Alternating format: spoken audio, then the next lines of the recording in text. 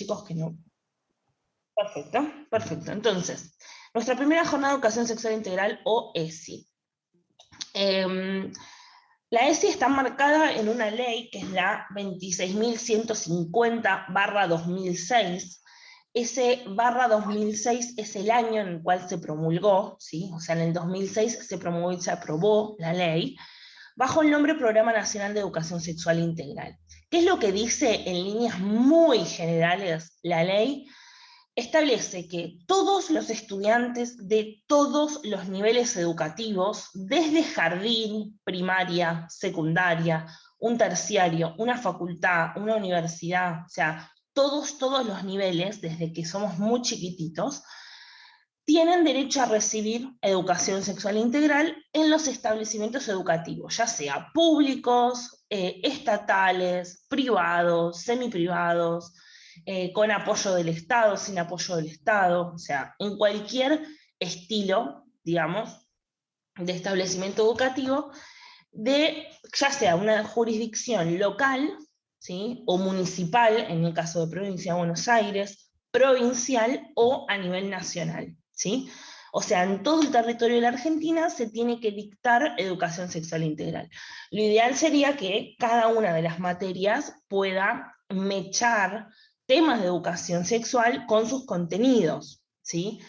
Y no pensemos solamente que la educación sexual se basa en aprender los órganos sexuales o los métodos anticonceptivos y siempre se lo cargan a los profesores de biología, ¿no? No, no es así. En realidad, la educación sexual integra es un abanico muy grande, muy grande, que va desde conocer el propio cuerpo, las emociones, todo lo que tiene que ver con las leyes, o sea que se puede tocar desde la parte de historia, todo lo que tiene que ver con la parte económica, por ejemplo, la igualdad entre el hombre y la mujer, bueno, obviamente todo lo que tiene que ver con violencia de género, de ambos lados, tanto hacia el hombre como hacia la mujer, eh, cómo, cómo fue cambiando a lo largo de la historia, o sea que se puede ver en historia también, se puede ver en educación física, o sea, en realidad lo ideal sería que en cada una de las materias se toque algún tema relacionado con la educación sexual en algún momento del año, en todos los años, ¿no? A veces es más difícil, a veces es más fácil, así que cada profesor termina haciendo lo que puede, la verdad es esa. Pero bueno, eso sería lo ideal, ¿sí? Así que no nos quedemos con la idea de que es exclusivamente un tema biológico, ¿sí? Porque esto abarca mucho más. Justamente la palabra integral hace que abarque, en el caso de la escuela, todas las materias, ¿sí? Bien. Perfecto.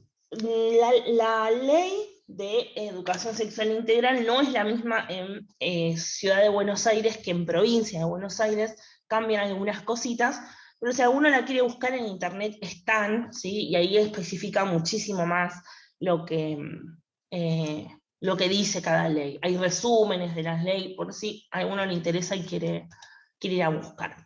Este año con la profesora Adriana decidimos tocar un poquito el tema de cómo se relaciona la Iglesia Católica con la ESI, ¿sí? Entonces yo lo que hice fue, decidí tomar ciertas frases que encontré algunas, creo, si no encontré mal, dichas por el Papa Francisco y otras por otras personas que también pertenecen a la Iglesia Católica, ¿no? En diferentes entrevistas que se fueron dando.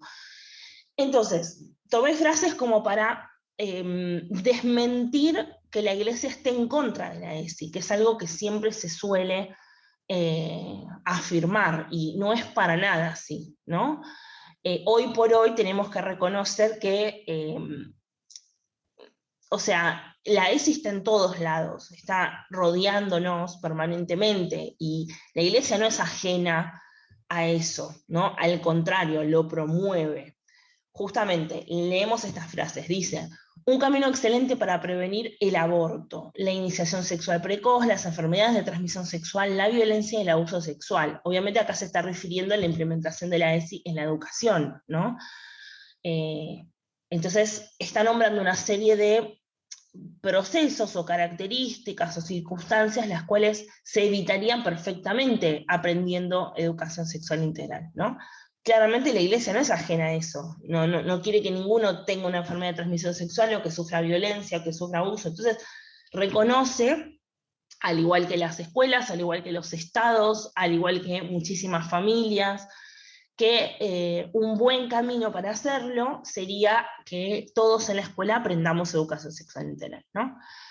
Otra frase dice, hemos tomado conciencia, lo dice como institución, ¿no? La Iglesia Católica, que hay que comenzar por una educación sexual que integre todas las dimensiones de la persona, lo que decíamos antes, no solamente aprender cómo funciona nuestro cuerpo, sino otras dimensiones. Esto es mucho más grande que eso, ¿no? Abarca la dimensión social, la dimensión cultural, la dimensión económica, ¿sí? Se va mucho más allá.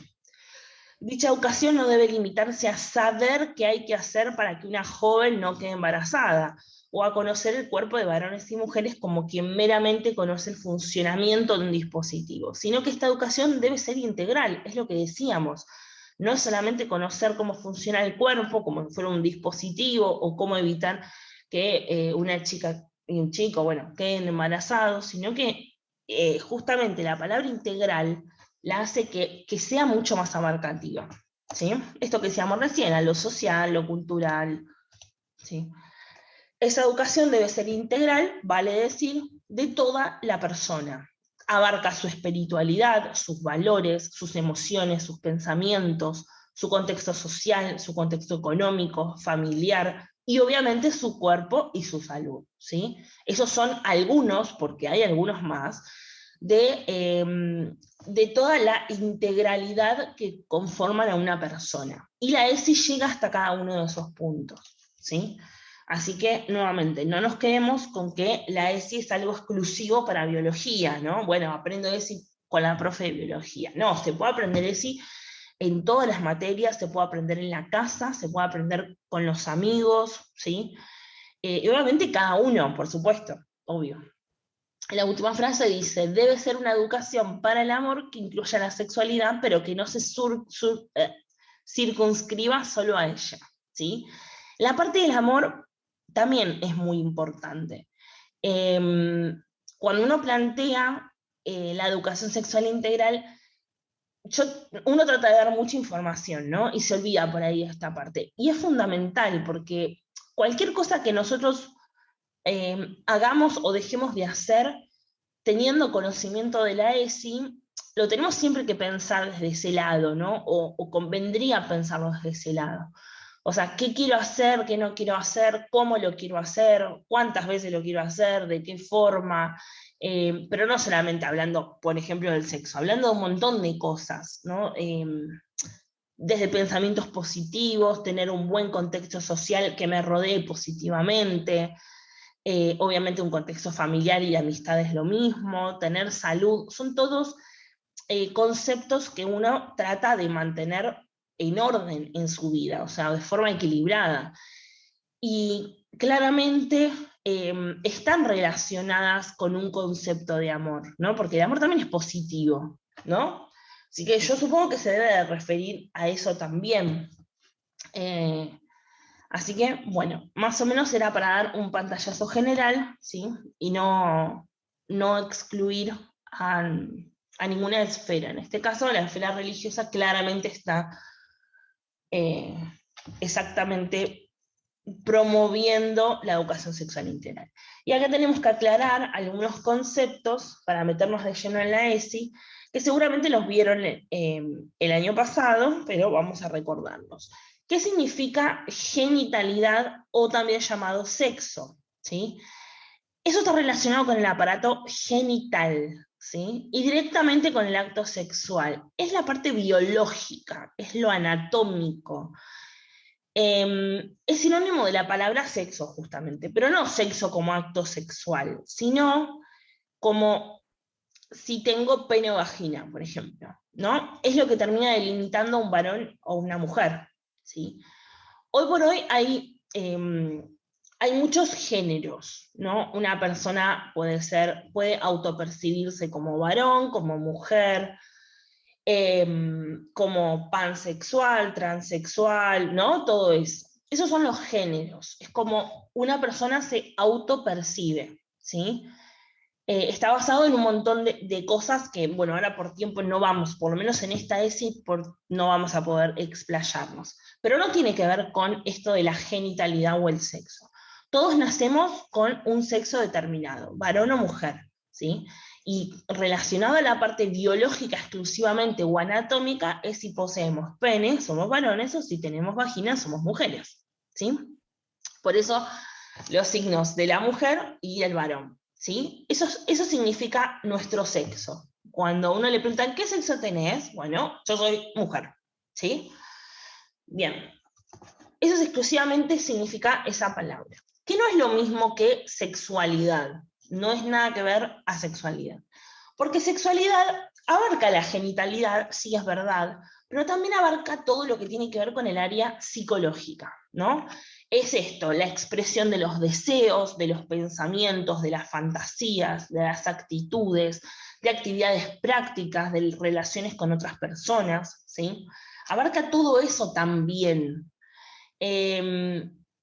Es esto, es el resultado de factores biológicos, psicológicos, socioeconómicos, culturales, éticos, religiosos, espirituales y comunicativos. ¡Fua! Tomá pavo.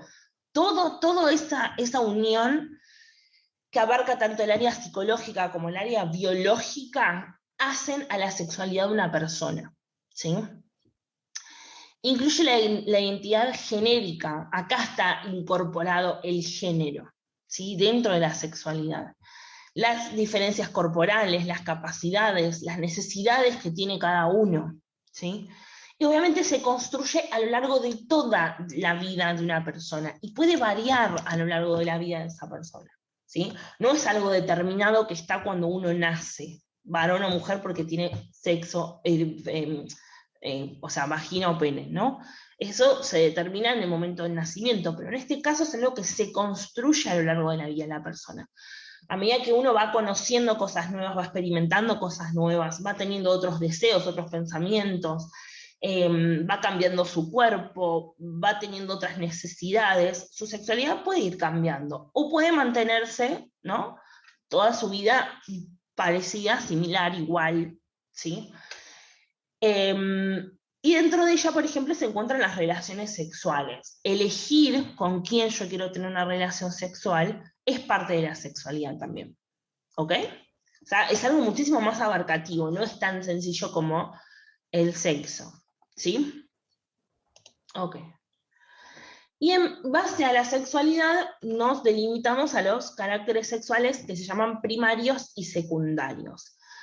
Significa que hay ciertas características sexuales que van variando a lo largo de nuestra vida. Principalmente aparecen en la edad de ustedes, ¿sí? Puede aparecer a partir de los 12 años, por ejemplo. Bien, ¿qué es lo que sucede? Son ciertos cambios, ¿sí? Que se dan, por ejemplo, en las mujeres o en los hombres, como por ejemplo que cambia la voz. En el caso de las mujeres se vuelve un poco más aguda, en el caso de los varones se vuelve un poco más grave. Obviamente crecemos en altura, ¿sí? Bastante. En el caso de las mujeres también crecen los pechos y crecen las caderas. Esto es porque, por lo general, esta aparición de caracteres sexuales está relacionada con la menstruación de una mujer, que es el momento en el cual comienza a ser fértil, ¿sí? O sea, puede empezar a tener bebés. Entonces el ensanchamiento del crecimiento de los pechos es justamente para prepararse para poder tener hijos y amamantarlos, y el crecimiento de las caderas es justamente porque está relacionado al útero para poder alojar a ese futuro bebé, ¿sí? Está relacionado con eso. En el caso de los varones, lo que crece son los músculos, por lo general, ¿no? O sea, es como que se comienzan a desarrollar más los músculos, eh, no porque van al gimnasio, ¿no? No tiene que ver con eso, sino es una cuestión propia, natural del cuerpo, ¿sí? En cuanto al vello corporal, en el caso de las mujeres, es más escaso que en el de los varones y está circunscrito solamente, por ejemplo, a las axilas y la ingle, ¿sí? La región genital. En el caso de los varones, también está presente en la región genital, en las axilas, pero también crece en otras partes del cuerpo, como el pecho, la espalda y mucha cantidad de las piernas también, ¿sí? Eso también es propio de los caracteres sexuales primarios y secundarios. Bien, y obviamente se maduran los órganos genitales, ¿sí? Estamos refiriéndonos no al pene y la vagina, sino los internos, los ovarios en el caso de las mujeres y los testículos en el caso de los varones. Maduran sexualmente, por eso es que comienzan a tener su etapa fértil, y además de eso comienzan a producir los gametos sexuales. En el caso de las mujeres, los óvulos, y en el caso de los varones, los espermatozoides, ¿sí? Y además, a causa de esto, también se comienza a producir hormonas sexuales. En el caso de los varones, testosterona, y en el caso de las mujeres, estrógeno y progesterona. ¿Sí? Sé que suenan raro, pero son el nombre de 3 hormonas. Una en el caso de los varones, testosterona, y 2 en el caso de las mujeres, estrógenos y progesterona. Estas hormonas relacionadas a la parte sexual, hormonas sexuales, es justamente las que producen la maduración de los órganos sexuales, el crecimiento del vello, el crecimiento de los pechos, de la cadera, de los músculos, o sea, todo lo que sucede en nuestro cuerpo relacionado a estos cambios sexuales primarios y secundarios, provienen porque se comenzó a liberar, o sea, vienen del momento en el cual se comenzó a liberar estas hormonas, ¿sí? ¿Alguna duda o pregunta hasta acá? ¿O venimos bien, más o menos? Por favor, es momento de hacerla, ¿eh? Las dudas. No, Si está bien. también, si les da vergüencita, No. ya saben que me escriben al WhatsApp y yo leo, ¿sí? Nunca mando al frente a nadie. Nunca. Así que si alguno tiene una duda y por ahí le da vergüencita hacerla por acá, me escribe, ¿sí? O sea, no tenemos por qué tener vergüenza, son temas que nos afectan a todos, así que nada, están ahí para que los podamos estudiar en la escuela. Agradezcamos que los podemos estudiar en la escuela. Bien. Y acá tenemos un cuadro que resume también estos caracteres sexuales, pero eso los explica un poquito más, ¿no? ¿Por qué se llaman caracteres sexuales primarios y secundarios? Los primarios son los que se dan directamente. Por ejemplo, la maduración de los órganos sexuales y el aumento en la secreción de las hormonas. Y eso desencadena una reacción en nuestro cuerpo que genera unos efectos o unos procesos o una maduración o lo que sea secundaria, ¿no?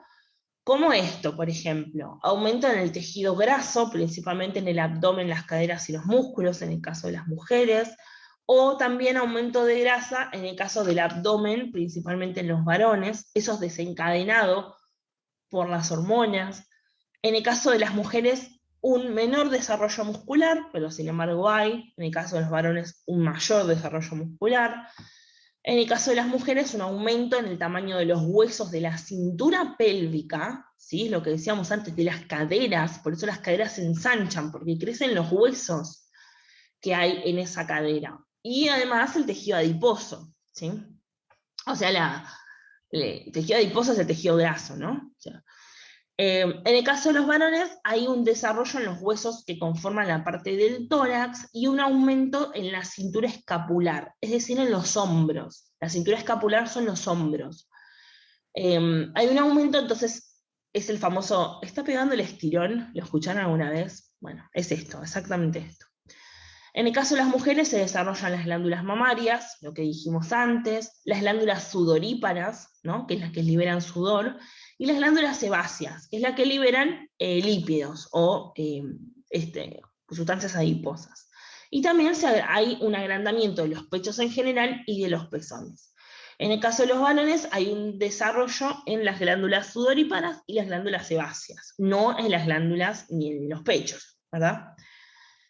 En el caso de las mujeres hay aparición en el vello axilar y pubiano, lo mencionamos. En el caso de los varones, aparición en el vello, de vello en axilar, pubiano, facial, aparece la barba, los bigotes, ¿no? Y corporal general, mucho más que las mujeres, ¿sí? Los varones tienen, por ejemplo, vellos en los pechos, en todo lo que es el tórax, y las mujeres no. Bueno, obviamente en ambos casos, maduración de los genitales externos e internos, ¿sí? Es lo que mencionamos recién. En el caso de la mujer, los externos es la vagina, los internos el útero, el ovario, las trompas de falopio. Ya lo vamos a ver en tercero, exactamente en toda la parte reproductiva. Y en el caso de los varones, los genitales externos son los testículos y el pene, y en los internos, los testículos, porque técnicamente son internos externos, y ciertas glándulas como la próstata, por ejemplo. Se produce, en el caso de las mujeres, la primera menstruación llamada menarca, o menarquía, como dice acá, que es la liberación del primer óvulo al exterior, óvulo no fecundado al exterior, ¿sí? O sea, óvulo sin bebé. Bien, que por lo general puede darse desde los 8 años hasta los, no sé, 16, 17, 18, ¿sí? O sea, depende muchísimo el cuerpo de cada mujer, y ningún momento en el cual ocurre está mal, eso es porque cada mujer es diferente, ¿no? Y en el caso de los varones también se produce la primera eyaculación, ¿sí? O sea, la liberación del semen del cuerpo. Obviamente maduran las células sexuales, en el caso de las mujeres. Las mujeres nacemos con un número determinado de ovocitos, se llama, que luego van a madurar y se van a transformar en óvulos, ¿sí? Por eso podemos ser mamás hasta cierto momento de nuestra vida, porque nosotros nacemos con un número determinado de estos ovocitos. Cada ovocito, en cada mes, un ovocito es madurado y liberado, que eso es la menstruación, ¿no? Pero cuando se nos terminan esos ovocitos, o sea, esos óvulos, eh, y ya no podemos menstruar más, ¿sí? Entramos en la siguiente etapa de las mujeres, que es la menopausia, en donde ya no tenemos más liberación de los óvulos, y significa que ya no podemos ser mamás, ¿sí? En el caso de los varones, se producen células sexuales, los espermatozoides de los varones, ellos no nacen con un número determinado, sino que lo producen a lo largo de toda su vida, todo el tiempo, hasta que mueren, ¿no? Hasta que son viejitos y mueren. Así que, nada, eso también es importante recalcarlo para lo que vamos a ver dentro de un ratito. En el caso de las mujeres se desarrolla la laringe, ¿no? Con un cambio de voz que lo vuelve muchísimo más aguda que los varones, o en menor grado. En el caso de los varones, el desarrollo de la laringe es bastante más prominente, con el consecuente cambio de voz, que es mucho más grave. Esto tiene que ver con la manzana de Adán, no sé si la conocen, que está mucho más prominente en los varones que en las mujeres. Se nota más la nuez o manzana de Adán.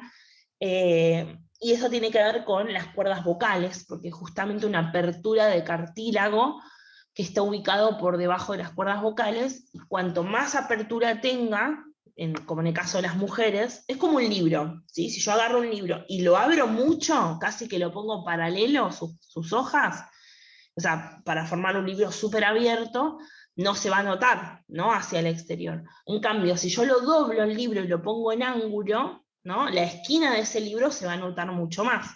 Y eso es lo que sucede en nuestro cuerpo. En el caso de los varones, ese libro, que sería la parte esta de la laringe, de la nuez de Adán, está puesto como un libro semiabierto, ¿no? Entonces, la esquina de ese libro, lo que forma el lomo del libro, está más prominente, por eso nosotros la vemos más. En el caso de las mujeres está muchísimo más abierto esa apertura, casi como si el libro formara un ángulo de 180 grados, entonces no se nota al exterior, ¿sí? Por eso es los diferentes cambios de voz. Bien, y ahora vamos a empezar con un tema nuevo que ustedes esto hasta ahora lo tendrían que haber visto el año pasado, quizás nos lo vieron así, pero vamos a empezar con temas propios de segundo, que son métodos anticonceptivos, ¿sí? Para que no se nos corte en la mitad, ¿les parece que hagamos el corte acá y se vuelvan a unir un ratito más para ver esto? ¿Les parece? Así no se nos corta en la mitad, ¿sí? Ok. Buenísimo, entonces los espero. Bien. ¿Les molesta si lo vemos así? Sin agrandar, porque yo tengo mi machetito acá para explicar bien cada uno de los métodos, ¿sí? Y no olvidarme nada, ¿ok? Porque la profe es así, tiene un machetito, pero lo tengo en la compu. Bien. Como ustedes pueden ver acá de costadito, tenemos todas estas diapositivas, ¿sí? Son 1, 2, 3, 4, 5, 6, 7 diapositivas de métodos anticonceptivos. O sea, tenemos un montón de formas de cuidarnos. ¿Para qué sirve un método anticonceptivo? Básicamente es para prevenir, o sea, la función más importante es la de prevenir enfermedades de transmisión sexual. Yo lo quiero pensar así, antes que ser un anticonceptivo. Anticonceptivo es una palabra que viene anti, como un no o rechazo, digamos, lo podemos traducir así, y conceptivo habla justamente de la parte de la concepción, ¿sí? O sea, es para prevenir embarazos. Se pensaron originariamente para eso, y de hecho esa es la función que cumple, pero la realidad es que si pensamos en métodos anticonceptivos tenemos que entender de que todos pueden prevenir el embarazo. Bueno, sí y no, ¿ok? Un ni, digamos un ni. Algunos tienen mayor eficacia que en otros, pero lo más importante de todo es que no, es que nosotros deberíamos de elegir un método anticonceptivo si queremos prevenir nuestro embarazo, pero también que nos sirva para protegernos de las enfermedades de transmisión sexual. Eso es lo más importante de todo, ¿sí? Eso es lo más importante de todo. Porque, bueno, no sé, me parece bastante relevante que podamos cuidarnos de enfermedades de transmisión sexual como es el SIDA, por ejemplo, ¿sí? ¿Alguno conoce estos que están acá, por ejemplo, el anillo anticonceptivo, el capuchón cervical, el calendario de fertilidad? ¿Lo escucharon o lo conocen? No. No. Nada. Ni, Ok. nunca, jamás. Okay. Ella. Bueno, como verán, los nombres están relacionados con justamente lo que es, ¿no? Un anillo, justamente es eso, un anillo. Tiene forma de anillo. Ajá. Encontré. ¿Qué pasó? ¿Qué? Es el Evacopa. Ah, la Evacopa es otra cosa. La Evacopa no es un método anticonceptivo. La Evacopa es usada por las mujeres para retener la menstruación, ¿sí? Es tal cual, una toallita, un tampón, ¿sí? Quizás las mujeres entiendan más de lo que estoy hablando, pero bueno. En el momento en que las mujeres menstruan una vez por mes, o similar, porque no tiene por qué ser una vez por mes, liberan el óvulo, ¿sí? No fecundado, y lo que se llama la deprivación del el útero. ¿Sí? El útero en cierto momento del mes crece para prepararse para albergar un futuro embrión. Cuando no hay embrión, esa parte del útero que creció se rompe y debe salir con el óvulo, ¿sí? Todo eso conlleva que haya una gran cantidad de sangre, obviamente, porque es parte de nuestro cuerpo, y lo que crece del útero es mucha cantidad de sangre, capilares sanguíneos, etc. Entonces, eso es lo que sale del cuerpo de la mujer una vez por mes, ¿sí? O similar. Obviamente, por una cuestión social, no podemos andar con sangre que se nos sale. Estoy siendo súper asquerosa, perdón, pero es la realidad. O sea, la propia sociedad nos impone que tengamos que usar ciertas cosas para contener esa sangre que se expulsaba. Parte de eso, por ejemplo, es usar toallitas, ¿sí? Las cuales son justamente es como una toalla, ¿no? Que absorbe esa sangre y hay que cambiarla en una cierta cantidad de tiempo, porque obviamente deja de absorber, es como una esponja, ¿no? Yo la esponja la lleno de líquido, de momento ya no va a absorber más líquido. Bueno, esto es igual. Después están los tampones, que es algo similar, ¿no? Es también como una esponjita, pero que se introduce en la primera porción del aparato reproductor femenino para contener la sangre desde ese momento, antes de que salga. También se debe recambiar cada cierto momento.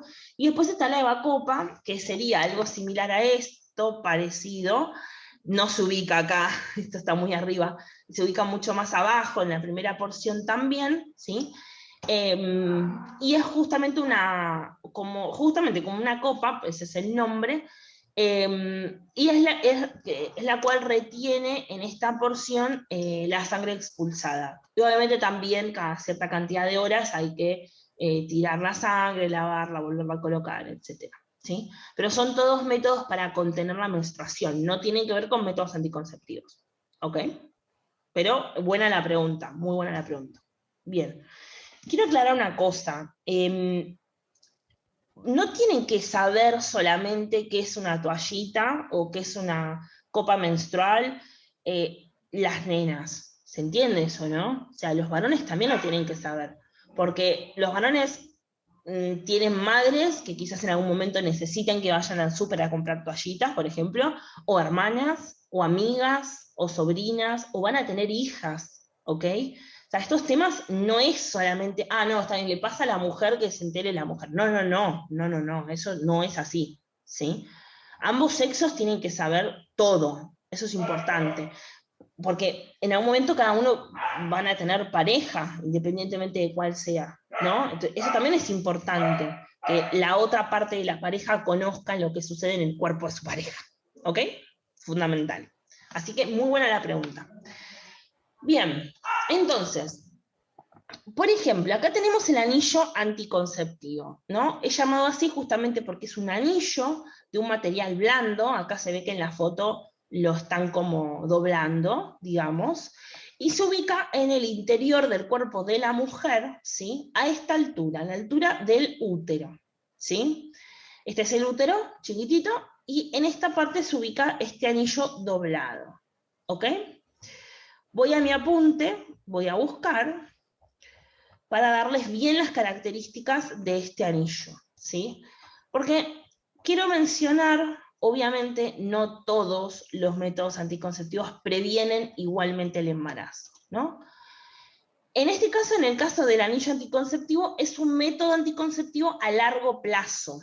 Está formado por este aro transparente y flexible, como ya dijimos, más o menos tiene 5 centímetros de diámetro, que la mujer coloca en la vagina al comenzar el ciclo menstrual. O sea, cuando comienza el ciclo menstrual de la mujer, no cuando está menstruando, ¿ok? La menstruación es la conclusión, el final de ese ciclo, ¿sí? Luego comienza otra vez un ciclo nuevo, hasta otra vez tener la menstruación y otra vez comienza el ciclo nuevo. Es un ciclo, ¿sí? Es algo que no tiene fin, se sucede una etapa a la otra, por eso es un ciclo. Bueno, cuando comienza el ciclo menstrual, es el momento en el cual la mujer puede colocarse este anillo, ¿sí?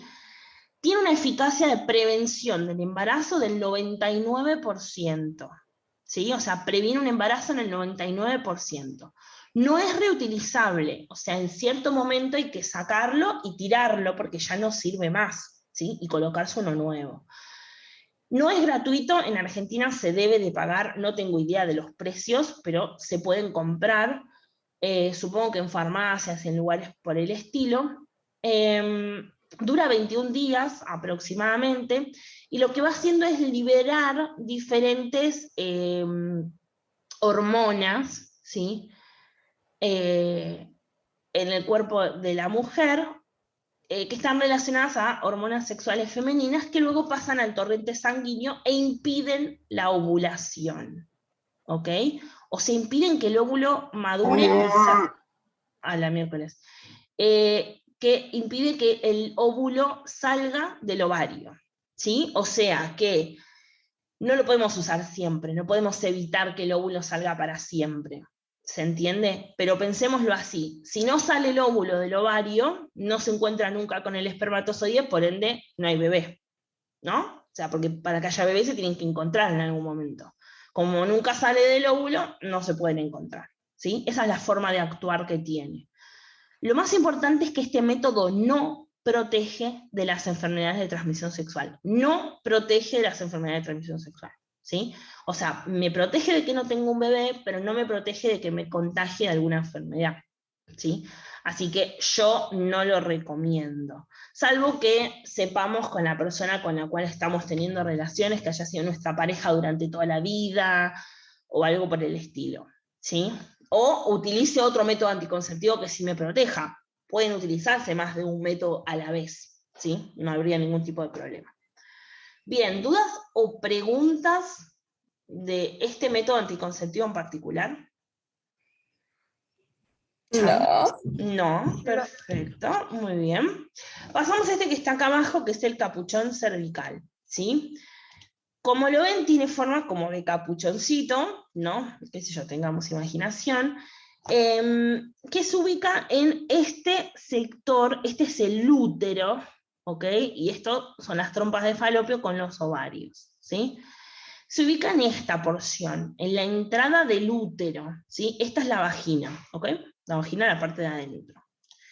Bien, el capuchón cervical lo que va a hacer, o sea, va a estar en esa posición en la cual se ubica, ese lugar exacto se llama cuello uterino, es la entrada hacia el útero, ¿sí? Bueno, lo que hace justamente es impedir que los espermatozoides ingresen en ese sector, ¿no?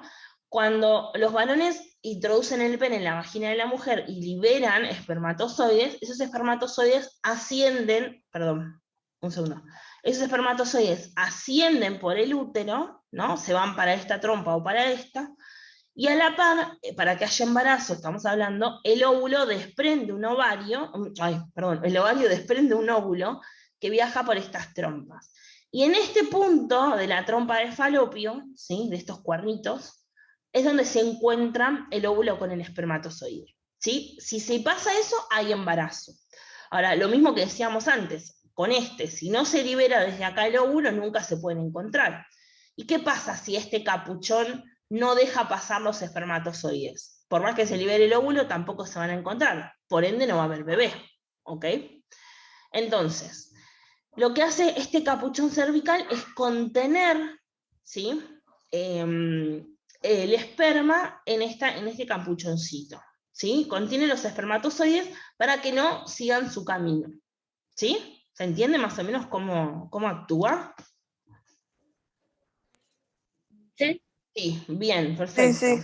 Actúa como un tapón, exactamente, ¿no? Se introduce en la vagina hasta ese cuello del útero, hasta esa primera porción del útero, y hace eso, impide que los espermatozoides no puedan ingresar al útero y continúen su recorrido. Está hecho de látex, ¿no? O sea, es como algo, no piensen que es muy duro, es semiduro. O puede estar hecho también de una silicona suave, ¿sí?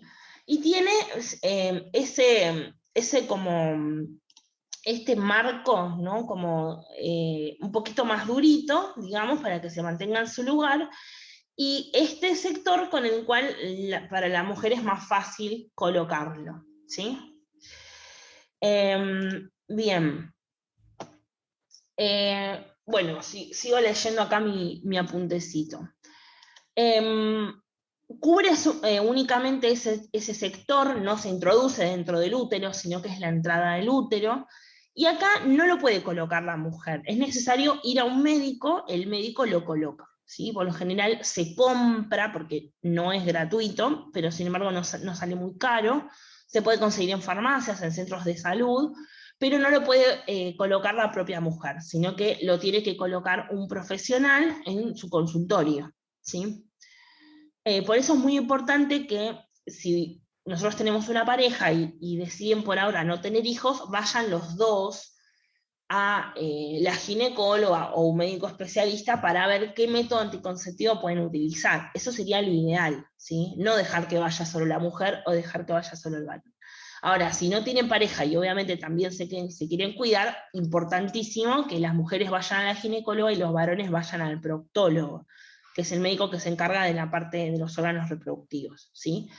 Deberíamos de ir, las mujeres desde que aparece la primera menstruación, y los varones tendrían que ir también desde la adolescencia, justamente para tener un control sobre nuestros órganos, para saber si está todo bien, si no hay ningún tipo de anomalía, y para charlar estos temas también. Por eso es importante nosotros sentirnos cómodos con los médicos, ¿sí? Porque, por ejemplo, en el caso de la ginecóloga, nos va a decir cuáles son los métodos, nos va a explicar esto mismo, cuáles son los métodos anticonceptivos, y nosotros vamos a poder elegir qué método usar. Y le vamos a decir, mira, yo me siento más cómoda con este método. Bueno, ella nos va a decir los pros y los contras, nos va a enseñar todo lo que sabe sobre esos métodos, ¿sí? Por eso es muy importante. Y no nos tiene que dar vergüenza, es un médico, o sea, es un profesional que sabe de estos temas, mucho más que nosotros, mucho más que yo, seguro. Y es la persona a la cual nos tenemos que sacar todas las dudas, ¿sí? Y siempre nos va a estar hablando desde su formación profesional, nunca puede burlar de nosotros, ni decirnos nada malo, ni decirnos mentiras sobre esto. Así que por eso es importante ir, ¿sí? Concurrir todos los años. Bien, en este caso el capuchón cervical no sirve, ¿sí?, con mujeres que ya hayan tenido hijos, porque en ese caso la contextura física de las mujeres varía, ¿sí? O sea, los bebés se forman dentro del útero, ¿sí?, en una porción del útero, acá atrás. Cuando las mujeres tienen un parto, ya sea por cesárea o parto natural, si es parto natural, el bebé desciende por este canal y sale al exterior. Y si es por parto cesárea, se hace un tajo en el cuerpo de la mamá, ¿no? Y se remueve a ese bebé para que salga al exterior. En ambos casos, esta parte, toda la parte reproductiva, se ve afectada, obviamente, no es que no. Entonces, por lo general, sobre todo cuando las mujeres que tienen parto natural, esta parte, que se llama canal de parto, todo esto también, se ensancha, obviamente, porque tuve un bebé, ¿no? Entonces, por lo general, estos capuchones cervicales no vienen en todas las formas y tamaños, entonces es muy difícil encontrar un capuchón cervical que entre perfectamente. Ustedes piensen que tiene que entrar perfectamente tal cual un tapón para que no pase ni un espermatozoide. Si pasa uno, ya hay riesgo 100% de embarazo. Con un solo espermatozoide alcanza. ¿Y saben cuánta cantidad de espermatozoides libera cada varón en una eyaculación normal? Millones. 2000 ya. De 50 a 200 millones. ¿Pregunta, Rodri? Si los millones entran, nacerían millones de bebés, o eso no pasa. No funciona así. Estaría bueno, pero no. No. ¿Por qué? Entonces si entran 3, ahí salen trillizos, o es así, o No necesariamente. Miren, el tema es así. Esto es un tema mucho más complejo, pero bueno, en tercero lo vamos a ver súper bien explicado, ¿no? Pero esto es el resumen. Cuando se libera el óvulo del ovario, ¿sí?, por lo general se libera uno solo, ¿sí? Por lo general. A veces puede pasar que se liberen 2 o 3, sí, es verdad, pero por lo general se libera uno solo. Entonces, cuando se libera, ¿sí?, lo que ocurre es que ese espermatozoide se tiene que encontrar con ese óvulo para que haya fecundación y posteriormente un embrión que se transforma en feto, que se transforma en bebé, etc., ¿no?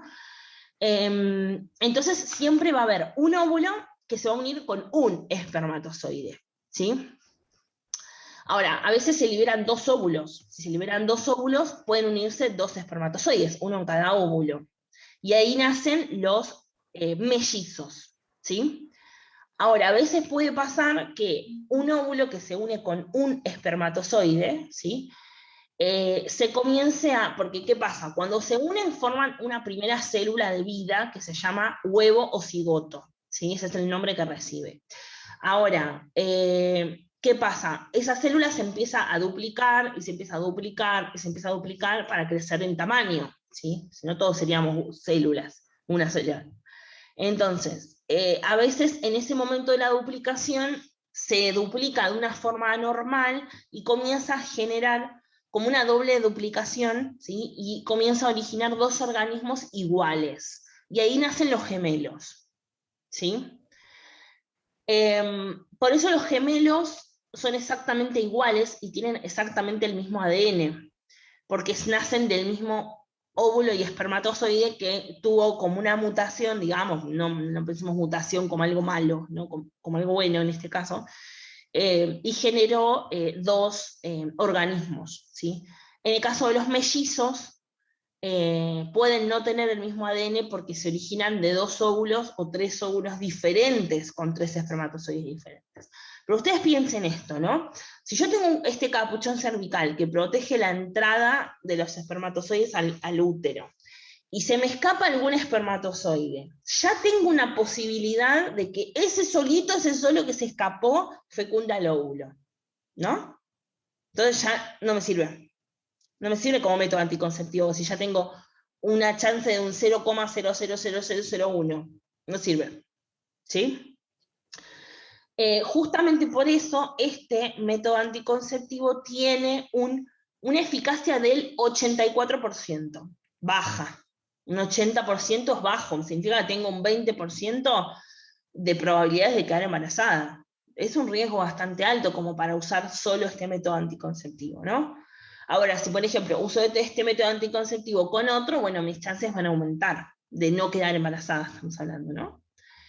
¿Se entiende? O sea, la idea de no quedar embarazados es que justamente es impedir que se encuentre el óvulo con el espermatozoide, ¿sí? Tenemos que hacer lo posible para impedirlo, eso sería la idea general, ¿no? En el caso, para terminar de hablar de este capuchón cervical, bueno, nada, puede usarse máximo 48 horas, luego hay que retirarlo y colocar uno nuevo, y lo más importante es que no protege de las enfermedades de transmisión sexual, solamente impide que los espermatozoides asciendan, ¿sí? Pero no previene las ITS, ¿sí? ¿Dudas o preguntas de este método? ¿No? No. Ay, ay, tenía un estornudo, perdón, atravesado y no podía estornudar. Ok, ahora pasemos al que está ahí de costadito, que se llama calendario de fertilidad, ¿no? Nos estamos acercando ya al final de la clase, así que seguramente la clase que viene sigamos con este tema. Calendario de fertilidad. Básicamente se trata de esto, es un calendario que comprende un mes, ¿sí? Cualquiera, acá, no sé, pusimos mayo de 2006 por poner, en el cual la mujer, bueno, en conjunto con el varón también, tiene que contar los días de su ciclo menstrual, ¿sí? Por lo general el ciclo menstrual de una mujer no es el que se considera normal, es lo que, bueno, no sé, tenemos que poner un estándar, digamos, ¿no? Un promedio. Bueno, un promedio el ciclo menstrual de la mujer dura 28 días. Hay ciclos que duran 35 días, hay ciclos que duran 20 días. Sí, varía muchísimo en el cuerpo de cada mujer. Entonces, en este ciclo menstrual hay días que no son fértiles, ¿sí? Estos que están de azul, por ejemplo, días que se está produciendo el sangrado, que por lo general son 5, pero pueden ser 8, pueden ser 3 días de sangrado, ¿no? Donde se da la menstruación, lo mismo, es muy variable, y días en los cuales la mujer es fértil, ¿sí? O sea, puede quedar embarazada. En estos días en donde la mujer es fértil, significa que el óvulo está saliendo del ovario y está transcurriendo la trompa del falopio, ¿sí? Entonces, una mujer que conoce exacto cómo funciona su ciclo menstrual y que funciona tal cual un reloj, estamos hablando de casos del 100% de las mujeres que hay en la Tierra es el 1%, ¿sí? Las mujeres que conocen bien cómo funciona su ciclo menstrual, que funciona exactamente así, que conocen en qué hora del día van a menstruar y a qué día, a qué hora se le va a ir, ¿no? O sea, que funciona tal cual un relojito, ¿sí? Su ciclo, pueden utilizar este método anticonceptivo. Pero ¿qué pasa si tu ciclo no funciona como debería, ¿no? Porque según este ciclo, yo sé en qué momento menstruo, sé que después tengo estos días infértiles, sé que estos días no tengo que tener relaciones, porque justamente como son días fértiles, ¿no? Puedo quedar embarazada, después estos días no habría problema, y después comienza el sangrado de nuevo, y etcétera, ¿no? Significa que puedo tener relaciones los días que están pintados como de azul o de, no sé qué es esto, como un verde. Pero ¿qué pasa? ¿Exactamente todos los meses funciona así mi ciclo menstrual? No, puede variar. El ciclo menstrual puede variar, pero muchísimo, desde que momento en el cual tenemos estrés, por ejemplo, puede variar, o estamos sufriendo algún tipo de enfermedad, puede variar, o estamos tomando un medicamento, o sea, un ibuprofeno normal que todo el mundo toma, una aspirineta, varía el ciclo menstrual, ¿sí? O sea que es muy utópico usarlo, este ciclo, es como, tiene una efectividad del 10% de no quedar embarazada, ¿sí? O sea, es prácticamente imposible porque nunca se nos va a dar este ciclo exactamente así, ¿no? Es una fantasía, no, es muy poco probable que suceda, que el ciclo se dé así. Por ende, si yo me guío solamente por estos días en los cuales en los cuales puedo tener relaciones, o estos días en los cuales no puedo tenerlas, si le pifio un día, chau, estoy al horno, ¿sí? Me aumenta mucho la probabilidad de quedar embarazada. Y obviamente estamos hablando de un método anticonceptivo que no se combina con otro método, ¿no? Entonces, más todavía. Así que no es para nada recomendado el calendario de fertilidad, para nada, justamente porque ni todas las mujeres somos exactamente iguales, por ende no todas tenemos el mismo ciclo menstrual, por ende no todas tenemos los mismos días que están contados acá o acá, ¿sí? Y tampoco es 100% fiable, ¿sí? Que tenga un 20%, un 25% de probabilidades de evitar el embarazo, es muy poquito, muy poquito.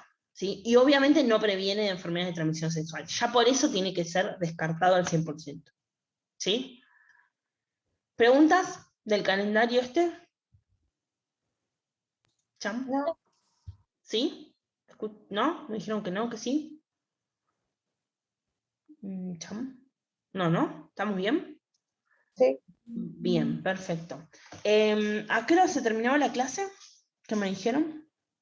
¿Y 10? 10 y 15. Ok. Alrededor de ahora. Bueno, porque ya son y 10. ¿Les quieren que dejemos acá y la clase que viene continuamos con los otros métodos que nos faltan? Como quiera. ¿Sí? Ok, profe. Ok. Ostras, profe. ¿Les sirve esto que estamos viendo? O sea, cada método con la eficacia que tiene, cómo se usa. ¿Les parece bien que lo expliquemos así? Sí, Está sí, bueno. sí. A mí me gusta, no sé. Buenísimo. Lo último que quiero recargar y ya terminamos. Son 3 métodos anticonceptivos que se enfocan en la mujer. ¿Se entiende esto? Sí. O sea, este se coloca en el cuerpo de la mujer, este se coloca en el cuerpo de la mujer, y este es un calendario que tiene que mirar y saber específicamente su ciclo menstrual la mujer. Tomen nota de eso. Cuando terminemos de ver todos los métodos anticonceptivos, vemos cuántos métodos anticonceptivos están enfocados en la mujer y cuántos en el varón. ¿Ok? Vamos a hacer ese ejercicio. Así que por ahora vayan anotando ahí en la carpeta, en alguna hoja, 3 porotitos para la mujer. ¿Sí? Y después seguimos y vemos al resto. ¿Ok? Bueno, entonces, bien, dejamos acá, paramos de grabar.